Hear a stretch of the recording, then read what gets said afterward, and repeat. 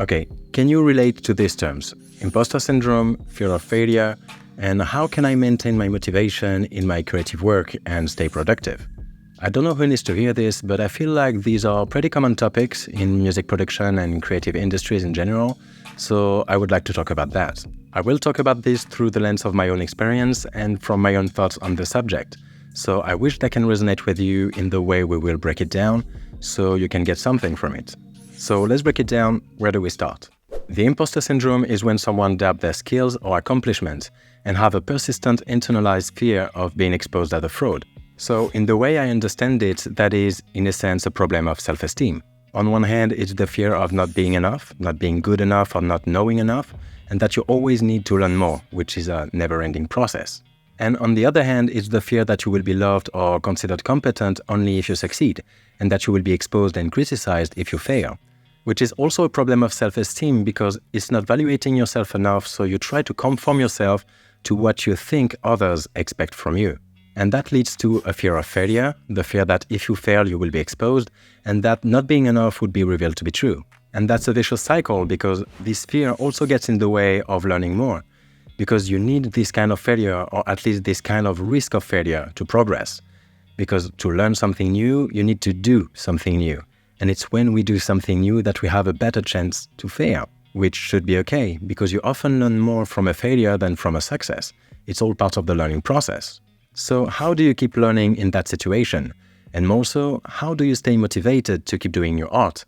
Well, luckily, there are several things you can do. Some will need to deconstruct some of the ideas we just developed, and others will be more practical. So let's revert the spiral. So first, you can try to separate yourself from your art. I know this can be difficult because some of your art can be very personal.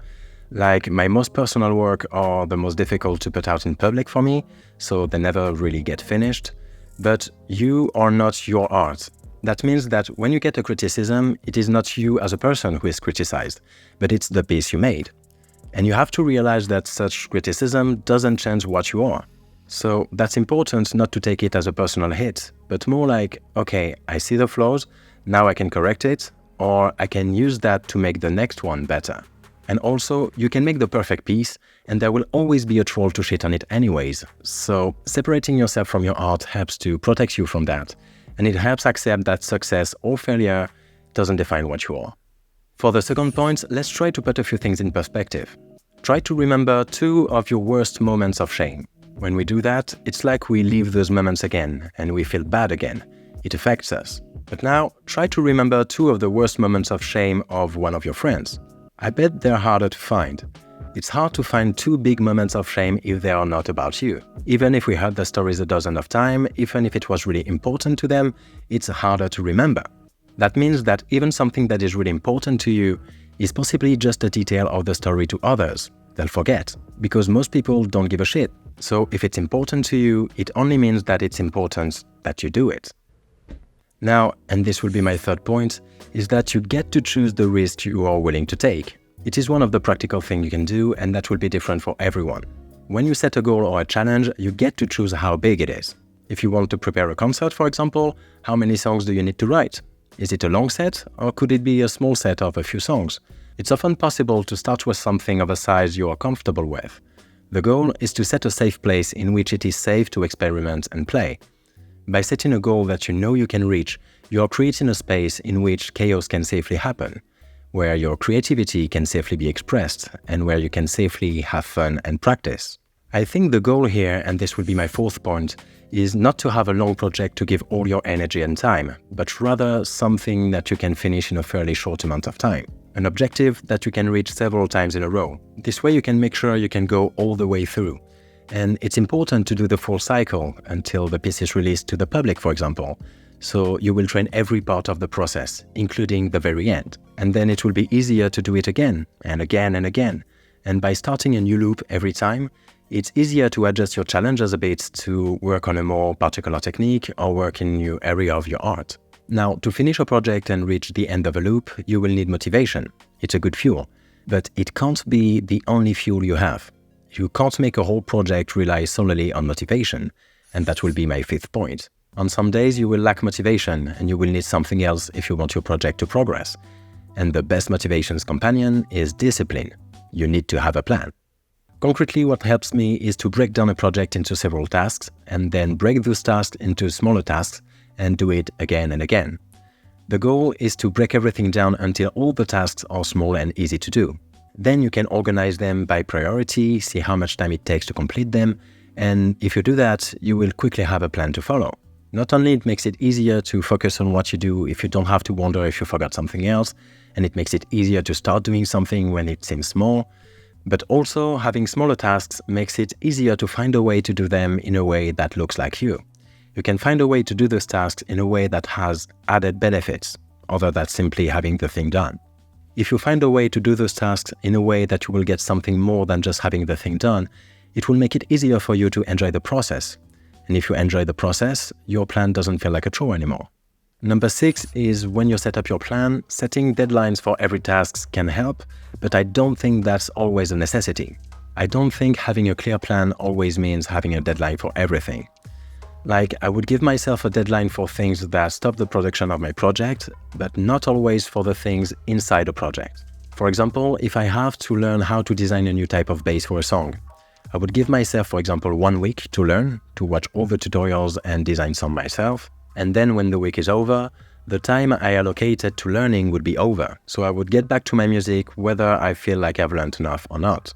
That is the kind of deadline I would set because, to me, the priority is to finish the song, to get to the end of the loop. So I would continue learning by doing the project, and I will continue learning further in the next project, in the next loop.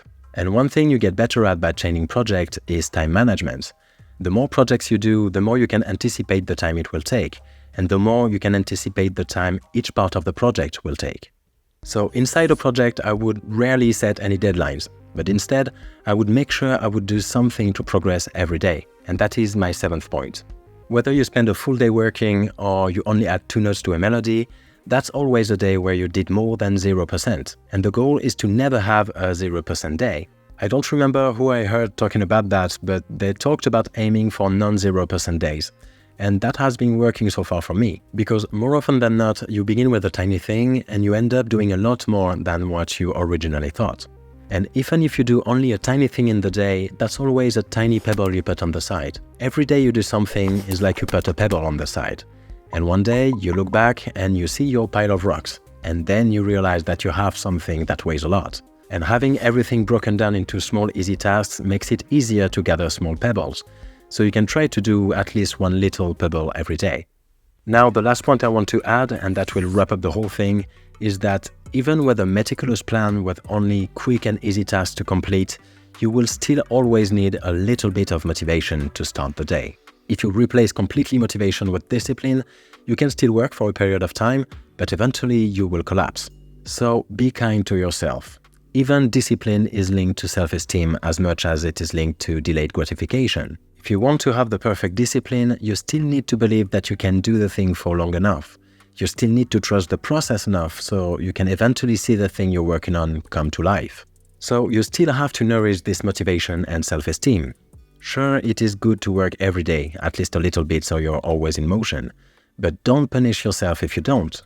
Instead, try to remember why you're doing it. What was the source of your motivation? Never tell yourself that you are worthless, because it is just false. Instead, look at your pile of rocks. If it's there, it's because it's growing, and it will continue to grow.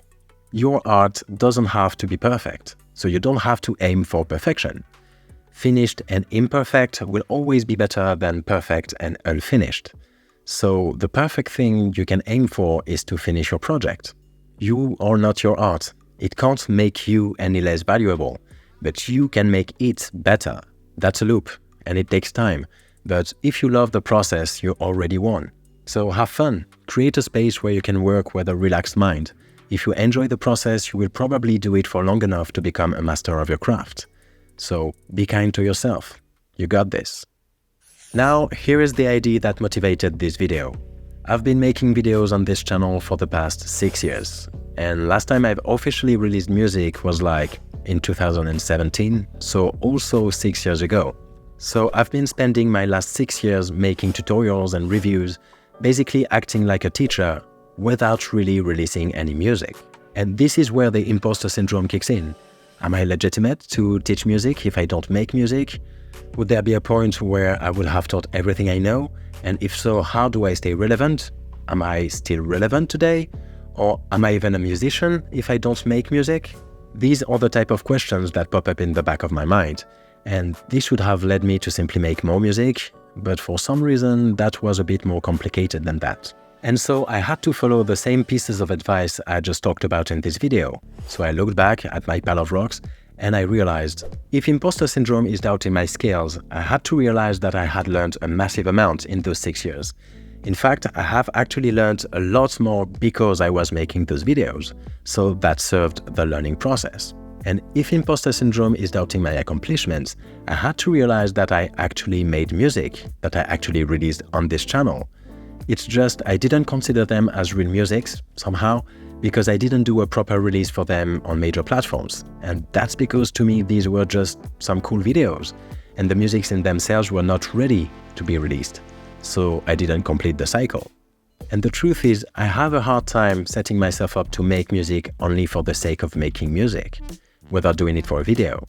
Because first, I felt like I didn't finish some things and that I had to finish first, so it was hard for me to let myself start a completely new project. It's like I was holding myself back, and also that would give me the feeling of letting my channel down. And I want to make that clear that I love doing the videos I do. It's just that there had to be a way to do both, music and videos. So I had to decompose that and set up a new goal that would leave enough space to have fun, but challenging enough to push myself forward. And then I would have to break this goal down into simple tasks so I could find a way to do those tasks in a way that suits me, in a way that fits other things I would like to do. But like that, the goal was pretty easy to find.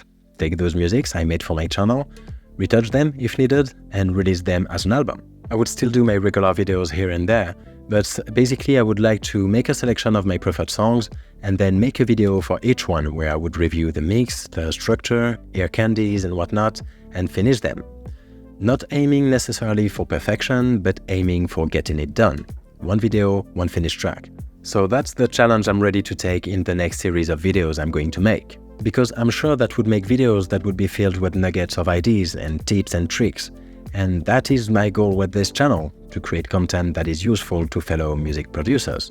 And I think there are a lot of music production tutorials out there to learn how to do many things, but I don't know if there are a lot of videos showing how to actually finish a track. It would be kind of I'm fixing your tracks kind of videos, except these would be all tracks of mine. Plus I would get practice and you could learn from it too. And I would get my music finished and released, and I get to finish the cycle.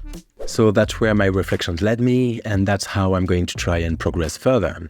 And I hope this video made sense to you. I hope that you could get something out of it. And actually, if you don't agree with some things I just said, I would be curious to see how you see things, because different things can work for different people with different mind frames. So I would be very interested to read your point of view, to see what works for you or what kind of struggle you can face. In the meantime, I wish you all a very good evening. Take care, be kind to yourself, and I'll see you soon. Bye.